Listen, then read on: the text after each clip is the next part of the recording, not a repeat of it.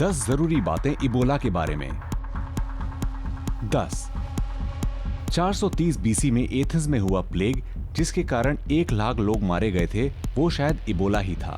ये प्लेग का इन्फेक्शन लगभग 3 साल तक फैलता रहा और इसके लक्षण इबोला से मिलते जुलते थे, यानी कि नॉन स्टॉप हिचकियां।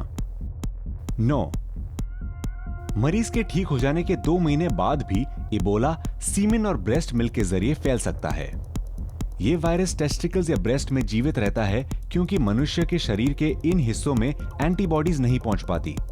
8 इबोला के सबसे पहले आउटब्रेक के दौरान 88% लोग मारे गए। 318 इन्फेक्टेड लोगों में से 280 मारे गए। 1976 में यामबुकाओ कोंगो में ये वायरस तब फैला जब मिशनरी नन्स ने इबोला से इन्फेक्टेड नीडल्स को दूसरे लोगों पर दोबारा इस्तेमाल किया। 7 इबोबन एक किस्म का इबोला वायरस है जिसका पेटेंट यूएस की एक कंपनी के पास है, जिसने इस वायरस को 2007 के रोगियों से कलेक्ट किया था। ये वायरस इबोला और मार्बर्ग वायरस का मिश्रण है। ये दोनों वायरस बहुत ही ज्यादा हेमरेजिंग करते हैं, जिससे मृत्यु होने की संभावना 90% तक बढ़ सकती है। 6 2014 में हुए इबोला के प्रकोप का जड़ था गिनी में रहने वाला एक 2 साल का लड़का।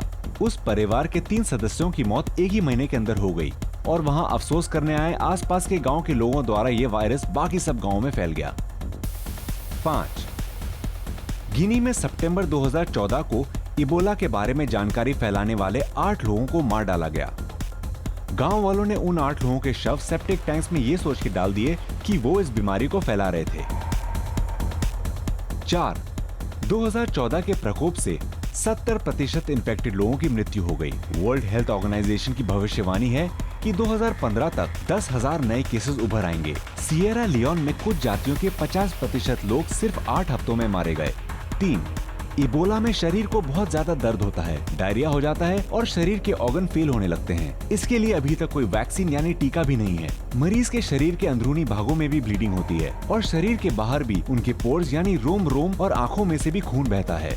2 1992 में सोवियत यूनियन ने इबोला और स्मॉल पॉक्स का बड़ा ही खतरनाक मिश्रण बनाया। इस एक वायरस से 2 प्रकार के नुकसान हो सकते हैं, इबोला की जानलेवा खून की कमी और स्मॉल पॉक्स का कंटेजियसनेस। 1 1993 में जापानीज टेररिस्ट ग्रुप ओम शिनरिक्यो ने इबोला के सैंपल्स बायोवेपन बनाने के लिए इकट्ठा किए। एक्सपर्ट्स का कहना है कि आईएसआईएस इन वायरसेस को चुरा के खुद में इंजेक्ट करके कई शहरों में फैला सकते हैं।